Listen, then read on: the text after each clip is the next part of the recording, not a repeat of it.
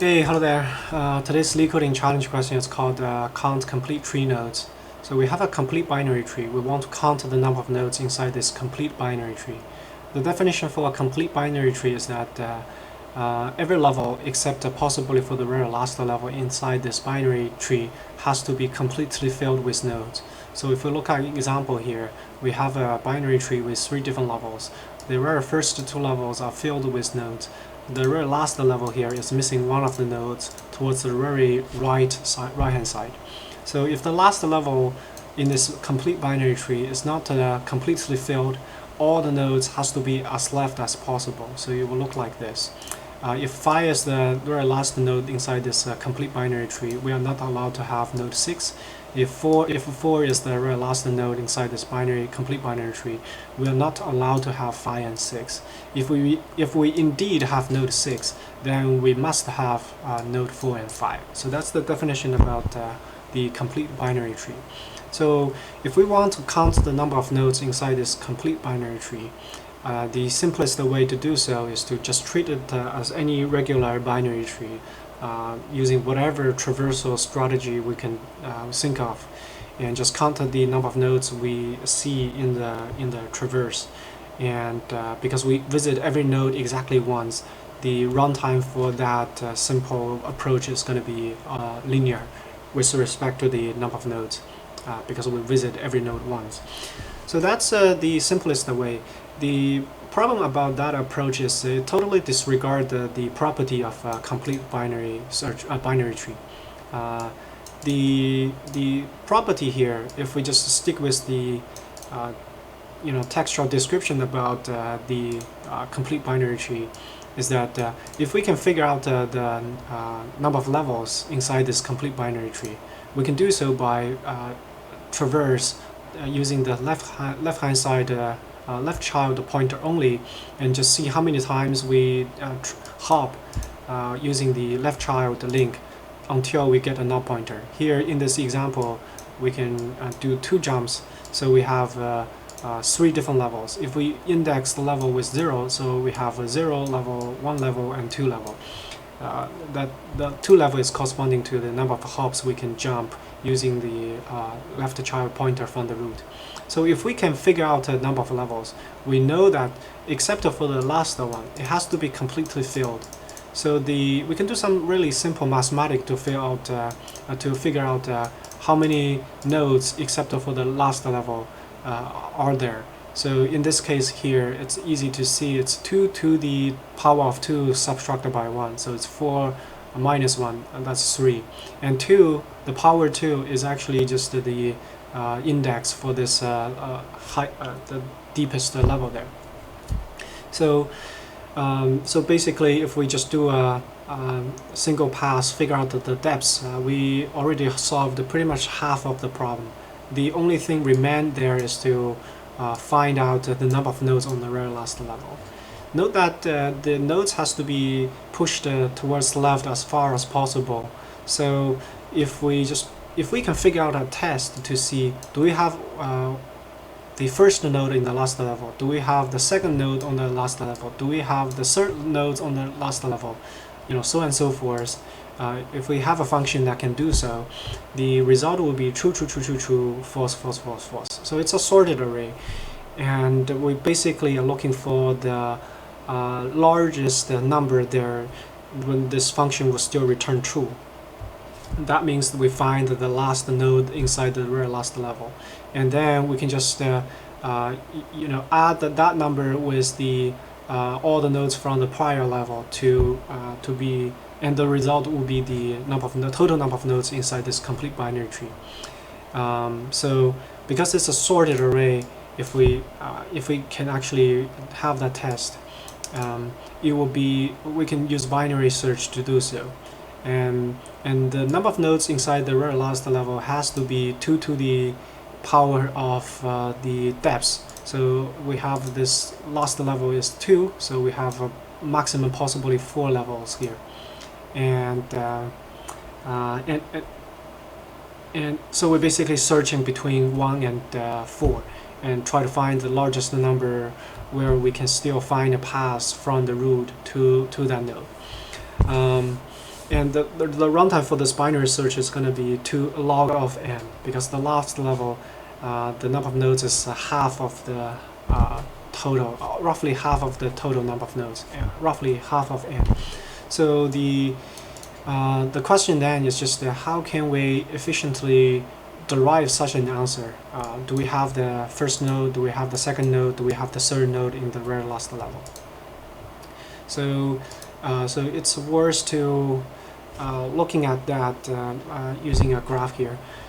So this is basically a deeper tree, deeper complete binary tree, and I just put the node index, the first node on the very last level, second node on the very last level, third node on the last level, so and so forth. One thing we can realize that from the root to the node, we want to verify, do we have a path or that. The path is basically a sequence of left and right choices. So the first, if we want to reach the first node inside the very last level, in this particular example, the choice is left, left, left. The second node there is left, left, right. The third node is left, right, left. The fourth node is left, right, right. So you get the idea.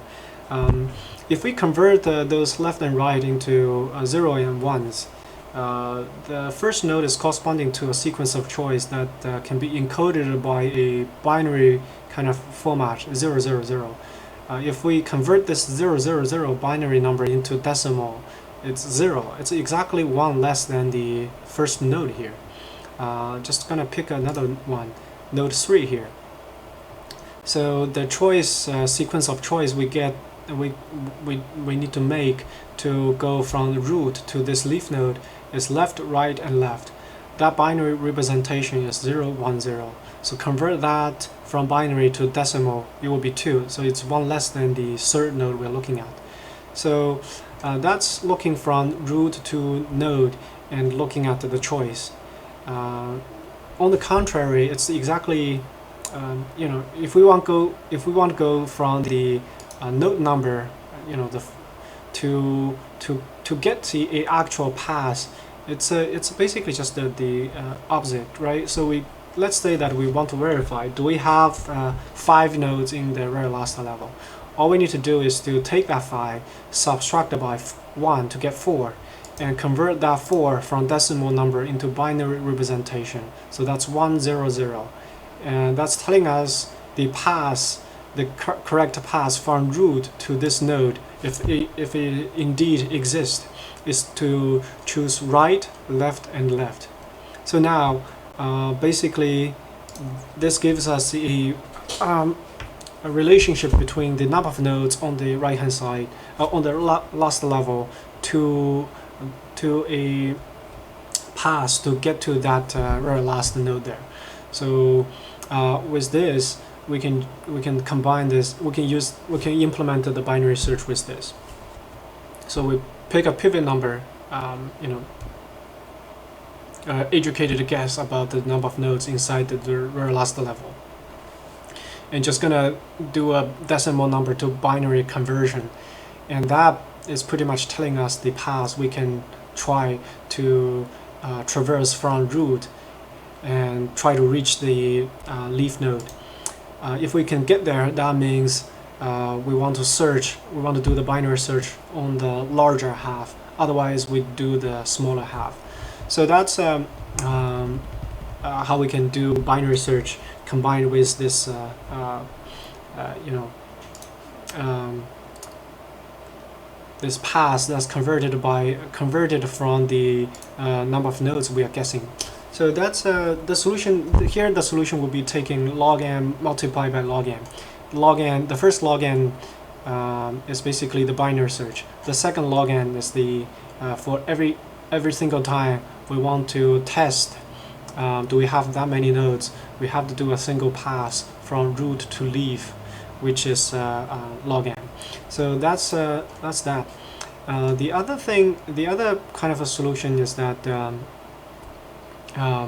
we can see that all we care is the very last node in the very last level. So if we know that the last level, the last node in the last level is on the right hand side, when we look at the root, so we can just do right, left, left, and get that answer. If the left node is indeed, if the last node on the last level is indeed on my right subtree, that means the whole left subtree, including the root, is actually there. So how many nodes are there? In this particular example, we have the maximum level to be 3, index 3, and we find that the last node on the very last level is indeed on the right hand side compared to the root. Then we can just count up the number of nodes from the left subtree, including the root, which is 1, 2, 3, 4, 5, 6, 7, 8. So that's 2 to the power of the depths, the level index, maximum level index. And then we basically add that to a counter which initialized to be 0. And then the problem basically reduced to looking at a smaller complete binary tree and want to look at how many nodes are there. So the right subtree of this root is again a complete binary tree. And the question now is to decide how many nodes are there in this complete binary tree. We now know that we can see that the last node on the last level for this subtree is not on the right hand side. That means we want to look for it in the left subtree of this smaller complete binary tree. And if we choose to go for the search for the left subtree, that means the root node for this subtree and all its right subtree is complete. So we can add those to the counter. And how many nodes are there? That's 1 and 2. That is the depths, the level, max level for this subtree, which is 2. Which is 0, 1, 2. So it's 2 to the 1, 2 to the 1. So it's the maximum depths, maximum level for this subtree subtracted by 1. And then once we added those, we basically reduced the problem to an even smaller one. That smaller one is to consider this 2-node complete binary tree and try to figure out the number of nodes there. So again, the thing we do is to look at where the last node on the last level is. If it's on the left hand side, we add the root node and all its right subtree, here it's none, to the counter, and then look for the smaller problem there. So it's a divide and conquer approach we can apply to solve this problem. With that, the code should be much simpler compared to binary search and this conversion. To be honest, the binary search is sometimes can be quite tricky, and the conversion is not really that efficient, because if we convert to 4, we're basically gonna using the maximum depths and probably shift a bit mask with a 1 shifting by the levels, and do an AND operator with the paths we get, and try to figure out, do we go left and right. So the code can be complex, but the divide and conquer solution, it's gonna be pretty nice. So I'm gonna code the divide and conquer approach. So but the runtime for that is the same basically. It's still log n multiplied by log n for the divide and conquer, because we each time we reduce the problem to half, because we get rid of if we choose right, we get off the whole left subtree of the root and the root itself. If we choose to go left, we get rid of the node, the root, and the right subtree. So in total, it's log n times we do this divide. And each divide, we have to do a pass trying to figure out the last nodes. Is that node on the left, or is it that on the right hand side? So that can take log n time as well. So it's log n multiplied by log n. It's the same runtime compared to binary search on the number of nodes on the last level, but the code is going to be simpler. So I'm going to code the divide conquer approach. So let's code this. One thing we definitely need is a height calculation, because no matter which version you go to, you have to constantly calculating the height from the node you're looking at, the height of the tree you're looking at. The height of the tree based on the node you're looking at. So we definitely need a helper function to do this. So we're gonna do that height is initially -1, and if it's a valid node, we will try to use the left child link to go further.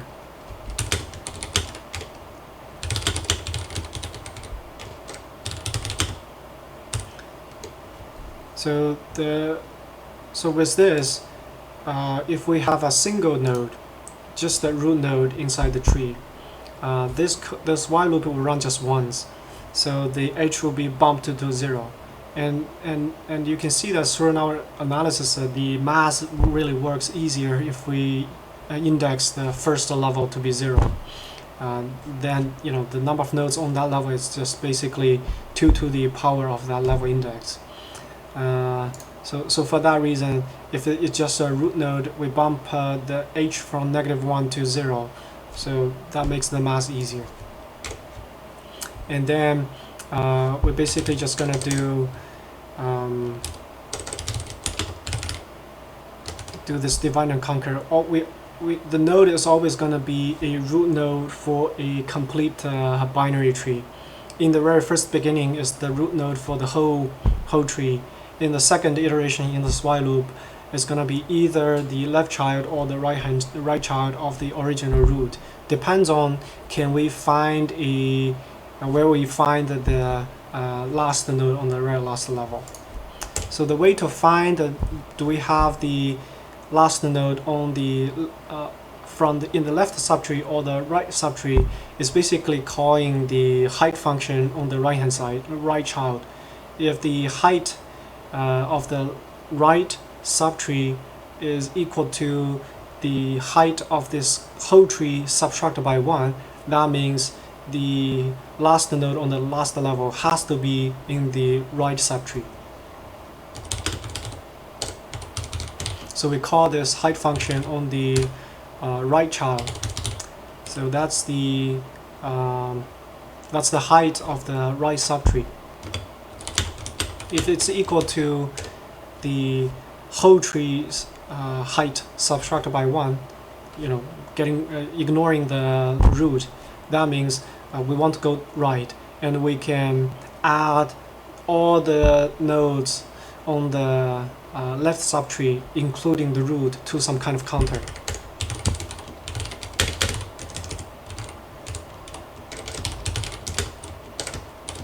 And the math is that it's 2 to the power of the maximum depth there, a maximum level. So it's 2 to the power of h. And we move the root node to the right subtree. The else branch will be that basically we find that the last node on the last level is on the left subtree. All we can do is to put this node and this node, add those numbers to the counter, and that is basically this divide by 2.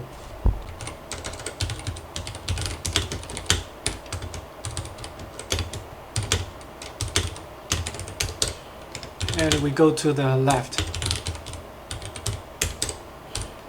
After this while loop, we have to decrement the height by 1.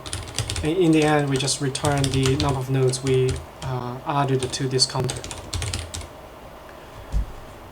So that should be the code. Nope. Oh, I should grab a root here.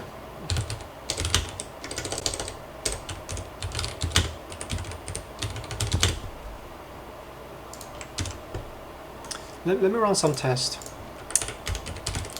I want to test some edge cases. I think it should be able to handle all those. 1, 2, 3, 1, 2, 3, 4, 1, 2, 3, 4, 5.